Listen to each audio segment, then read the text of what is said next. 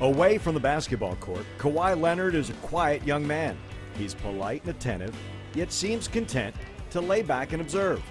Asked what he'd do if not playing basketball? I'll probably be in some like finance. I'm real good with numbers, probably around business or some, business banking. On the basketball court, it's a completely different story. Leonard grew up in Riverside, California and attended Martin Luther King High School. As a senior in 2009, he was named the LA Times Player of the Year. He accepted a scholarship offer to play at San Diego State University, where he made an immediate impact. He led the Aztecs in scoring and rebounding, and was named the Mountain West Conference's Freshman of the Year. He also became the first freshman in the Mountain West's history to be named First Team All-Conference.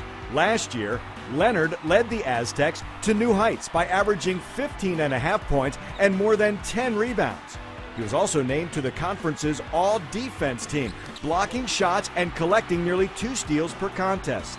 San Diego State won their second straight Mountain West title and ascended to the Sweet 16 before losing to eventual champion UConn. Leonard's star was on the rise. He decided to go pro. On draft night, Leonard was taken with the 15th pick by the Indiana Pacers, but was quickly traded to San Antonio for George Hill and other considerations. Kawhi took the news in typically understated fashion. And, it was exciting for me just knowing that they have great players on their team, like, Tim Duncan, Tony, and Manu. And the organization is great. I heard about it a lot, just growing up and how good everybody is around. And I was just excited that they traded for me.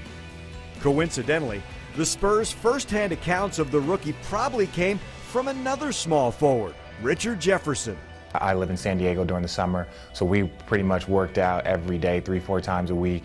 Just getting to know each other, getting to know him, kind of telling him how Pop is, telling him how the system works. The 10-year vet says he was careful with his advice for the rookie. Being able to tell him, like, hey, if he's had a rough week, if he's had a rough, don't worry, we all go through it. We've all been there.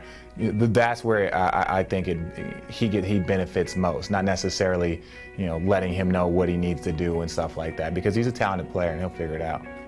Because of the lockout, many of Leonard's new teammates didn't know much about him. One attribute, however, preceded him to his new home. Well, he brings really long arms. He got long arms. He has long arms.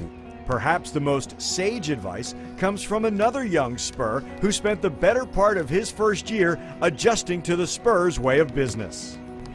I just tell him to go out there and play. Everybody has their own experiences, and he's just gonna have to live out through his.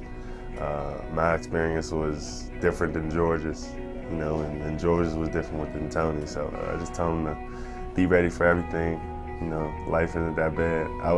That's what I thought. I thought, dang man, why am I in the NBA if I'm not playing, or if I'm just here? And I had to get that through my mind that it takes time to be great, and it takes time to earn Pop's trust.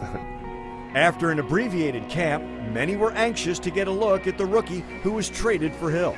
After all, it was Pop who had jokingly referred to number 3 as his favorite player. Nobody had to wait long. In the season opener against Memphis, Leonard was the first player off the bench.